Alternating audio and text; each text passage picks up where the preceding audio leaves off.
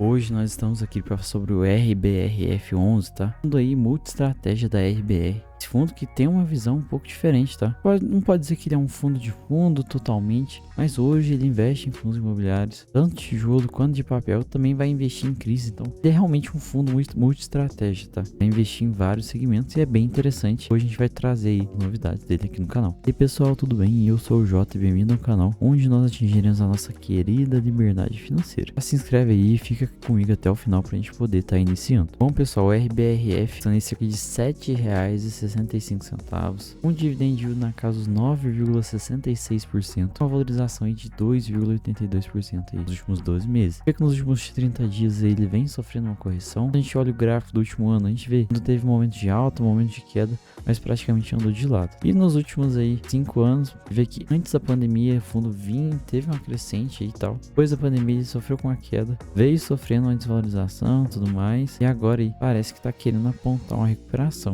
Vamos aguardar para ver. Algumas informações muito úteis aqui, né? Primeiro, PVP de 0,86, isso mostra que hoje o fundo tem cerca de 14% de desconto aí em relação ao seu preço justo, que hoje é 8,89. Ele tem um patrimônio de mais de 1,2 bilhões, então é um fundo grande, tá? Assim, o mercado de fundos imobiliários vem crescendo muito. Hoje a gente tem muitos fundos aí com mais de 1 bilhão de patrimônio, e ainda assim é um fundo relativamente grande. 128 mil cotistas, uma boa base, uma liquidez boa também, 2 milhões. E o dividendo aí que ele vem a desejar um pouco, tá? Vem entregando em só cerca de 5 centavos ao mês, então é um dividendo um pouco baixo, tá? Para a ideia do que ele é um pouquinho baixo. E vamos dar uma analisada aí nesse relatório, vamos ver quais informações interessantes eles têm a trazer pra gente. Esse fundo que é um pouco difícil de entender, tá? Para quem é novo e tudo mais. Mas vamos lá. Vou destacar primeiro uma coisa, hoje o fundo tem 5 centavos aí de reserva, então é uma reserva muito boa, tá? E aqui ele já começa a mostrar um pouco da alocação. Hoje a maior parte dele é tijolo, 26% somente papel, tá? Então ele tem 17 FIs de tijolo no portfólio, 17 FIs no portfólio, 3 CRIs, então ele investe em CRIs. Eles falam um pouquinho mais sobre a gestora. Eles têm fundos nos Estados Unidos e tem fundos aqui no Brasil, então é uma gestora espalhada aí por todo mundo. E vamos de atualização, né? Que é o que a gente veio saber aqui. Nesse mês de abril aí,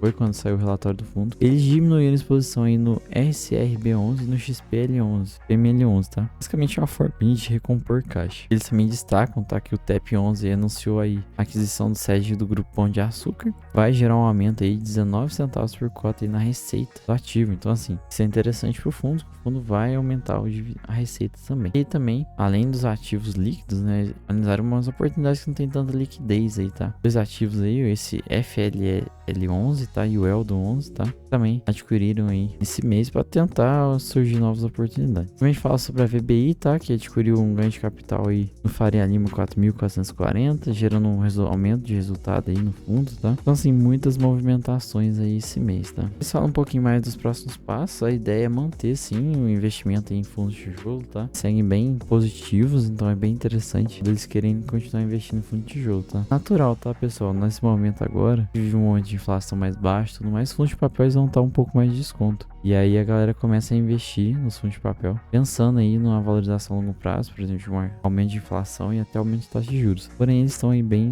positivos na questão do tijolo. Ele fala de algum empreendimento aí que foi adquirido aí por um fundo que eles têm. Aqui é bem interessante esse gráfico, eles mostram basicamente a performance do IFIX, tá? Por setor em 2024. O corporativo teve uma queda e os ativos que mais performaram esse ano foram os ativos high grade, tá? Papel, bem interessante. Foi algo que eu sempre falei com vocês, tá? Fundos de papel nesse ano, principalmente o high grade, ia voar. Falava muito isso e minha carteira hoje, fundos de papel, é composta basicamente pelos high grade, tá? E hoje o custo-benefício deles são muito bons, tem mais segurança e eles estão entregando bastante dividendo. Eles falam um pouquinho sobre a agenda ESG, tá? Que é essa ideia de você investir dando mais na sustentabilidade, na sociabilidade, é bem interessante. E aqui eles fazem uma valorização de potencial, tá? E a cota hoje tá em R$8, 7 e pouquinho. Sofrer a valorização de chegar no preço justo, você tem um ganho de 20%. Então assim, é bem interessante, além dos rendimentos. O negócio é, essa cota vai chegar a esse valor? Eu acho bem difícil. E aqui tem uma comparação, tá? Entre CDI, IPCA e FIX e o PL mais dividendos, tá? Tem ganha de tudo, mas sofre um pouquinho pra ganhar do CDI. Então assim, vive um momento difícil aí o fundo. Basicamente eles mostram como que tá hoje a alocação do portfólio. O fundo focando bastante em tijolo, em logístico, tá?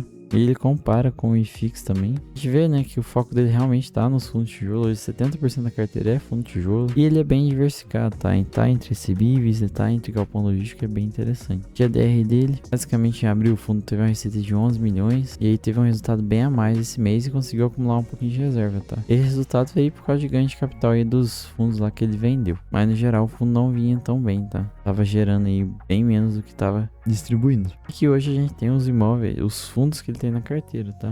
A maior posição é o HGPO, mas tem XPML, BSR, fundo um pouco menos conhecidos que ele tem. E aqui a carteira dele, tá? Um pouquinho ativa, é só 7%, carteira de CRI, mas é bem interessantinho. Então, pessoal, RBRF é aquele negócio, é um fundo, vamos dizer assim, é um FOF, não gosto de chamar de FOF, mas vamos dizer, é um FOF. Ele vai investir em fundo de tijolo, fundo de papel, fundo híbrido, em CRI também. Prefiro usar o nome muito estratégico do que FOF, mas tudo bem. E aí, assim, vem entregando um dividendo bem baixo, tá? A gente tem alguns outros com a mesma visão, pegando um pouco mais, se quiserem eu posso trazer aqui pro canal. Mas, no geral, ele é um fundo que não vão ter muitas movimentações. Esse estilo de fundo, tá, que investem em vários outros, eu gosto de aconselhar para quem tá começando, que não tem muito controle, não sabe como que investe. Bem melhor você investir num fundo que investe em outros fundos, e você vai ter uma segurança maior, pelo menos você vai ter alguém ali que tem uma mínima noção investindo para você. Mas para quem já investe há muito tempo, às vezes você tem aí, vamos dizer, de 10 a 15 ativos na carteira, eu não acho tão interessante aí você colocar um fundo multi-estratégia na carteira, tá? Se realmente você quiser diversificar muito, mas assim, eu prefiro, isso que é a opinião minha, tá? Eu, por exemplo, já invisto há um bom tempo, não acho viável um fundo desse aqui. E muitas vezes, às vezes,